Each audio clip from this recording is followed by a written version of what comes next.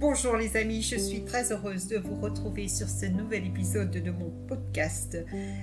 La semaine dernière, on avait vu que j'avais qualifié le pervers narcissique d'un loup qui sait se faire agneau. On avait vu la phase de séduction. Aujourd'hui, on va parler de la phase de dévalorisation. Comment va-t-il opérer?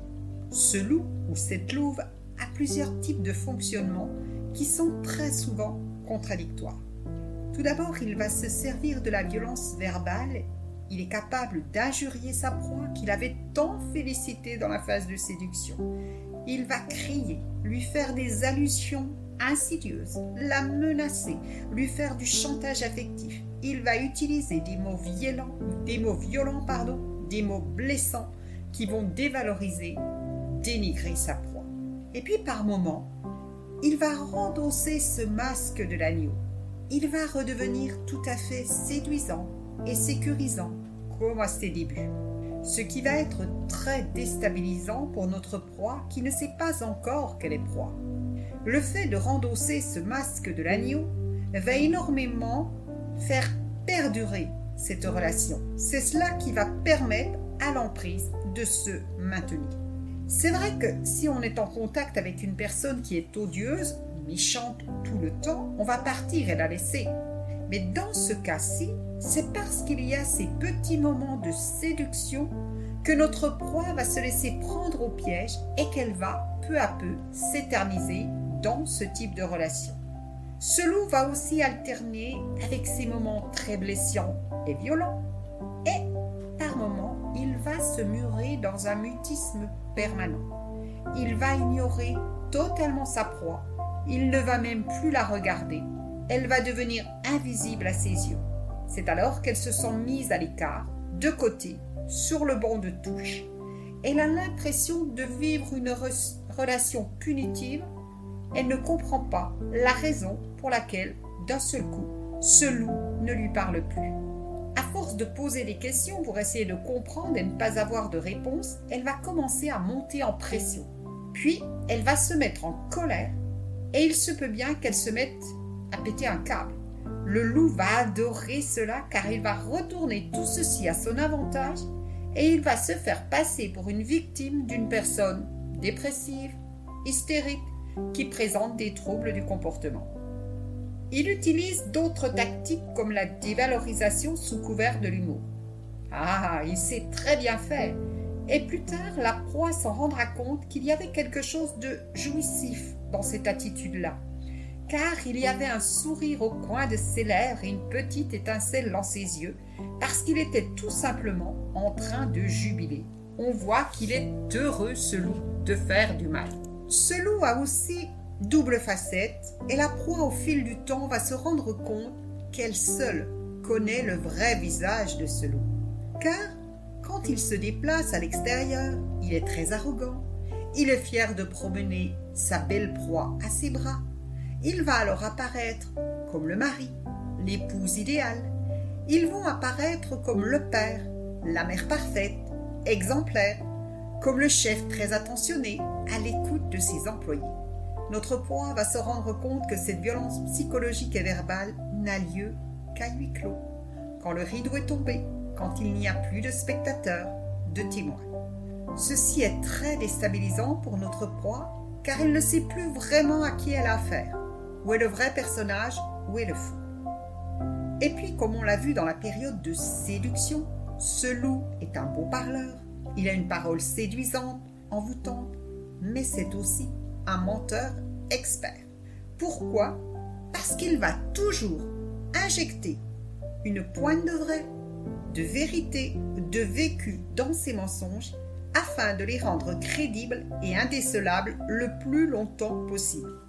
Ceci va énormément déstabiliser notre proie qui va être plongée dans un doute permanent. Elle ne sait plus et par moments elle a même l'impression qu'elle est en train de perdre la raison à force d'essayer de comprendre et d'analyser. Paul Valéry disait ceci: le mélange de vrai et de faux est énormément plus toxique que le faux pur. Et ça, il l'a très très bien compris, ce loup. C'est aussi un véritable artiste, un véritable comédien. Il sait très vite endosser les bons costumes, les bons masques pour pour telle ou telle situation. Il sait s'adapter à toutes les circonstances en un temps record. Il a une capacité d'adaptation remarquable. Mais c'est le loup du petit chaperon rouge qui endosse les vêtements de Mère Grand, qui porte ses lunettes, qui imite sa voix. C'est aussi le loup et les 7 chevrons, qui va mettre de la farine sur sa patte pour ressembler à Maman Chèvre, qui va manger de la craie pour adoucir sa voix, et pour que les petits ne se doutent de rien et ouvrent la porte. C'est un véritable metteur en scène, un véritable scénariste, c'est un artiste. On le sait, il n'y a pas pire destructeur pour l'estime de soi que la dévalorisation. L'estime de soi se compose de l'amour de soi, de l'image de soi et la confiance en soi. Alors, comment je peux m'aimer, avoir une belle image de moi, avoir confiance en moi, si on me répète que je suis une nulle, un incapable, un bon à rien, une folle? C'est tout à fait impossible, vous l'aurez compris. Ces messages qu'envoie le loup à destination de sa proie sont des injonctions. Une injonction est un message que l'on peut recevoir de l'intérieur de soi, mais c'est plus rare, ou de l'extérieur. Il y a 2 types d'injonctions, des messages bienveillants et des messages malveillants. Ça, ce loup l'a très bien compris. Et c'est pour cela qu'il va mélanger les deux afin que ce soit le plus déstabilisant possible. La proie va donc entendre ce message plusieurs fois. Elle va s'en faire une pensée récurrente, du style « je suis une incapable » ou un bon à rien. Au fil du temps, elle va s'en faire une croyance « je crois que je suis une incapable », puis une certitude « je suis sûre et certaine que je suis une incapable », et ensuite une conviction, c'est-à-dire qu'elle va être persuadée que c'est une incapable et ça va venir petit à petit impacter son mode de fonctionnement, son identité, et elle va finir par croire que c'est ce qu'elle est réellement. Et on verra plus tard pourquoi ce loup agit de la sorte. Vous verrez, vous allez comprendre. Tout ceci va donc venir perturber son état d'esprit qui se compose des pensées, des sentiments et des croyances. Il se peut bien que notre proie passe en mode déprime, puis en mode dépression. Et il lui arrivera même parfois d'avoir des envies suicidaires. Pourquoi ? Parce que le suicide lui semblera être le seul échappatoire pour mettre fin à ces petites voix qui lui murmurent sans cesse qu'elle n'est pas bien, qu'elle vaut rien, qu'elle est nulle, qu'elle est incapable, qu'elle est folle, qu'elle est coupable et responsable de tout.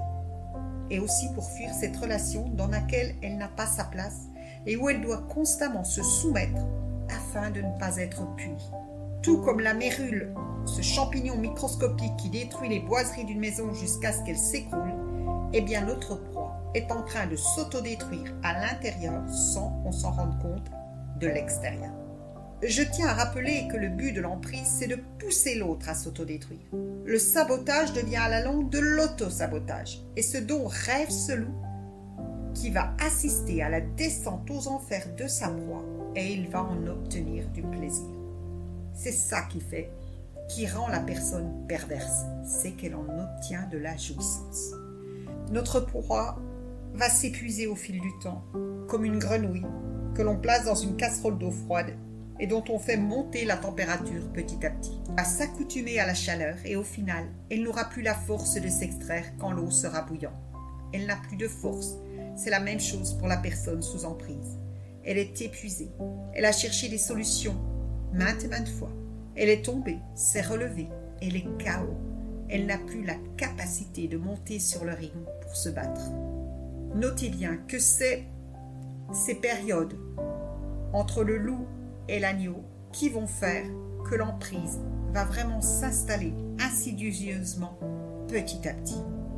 Alors dans un prochain épisode, on verra si oui ou non il y a un profil de la proie et pourquoi elle reste enlisée dans cette relation si longtemps et pourquoi son entourage a du mal à comprendre pourquoi elle ne quitte pas la relation.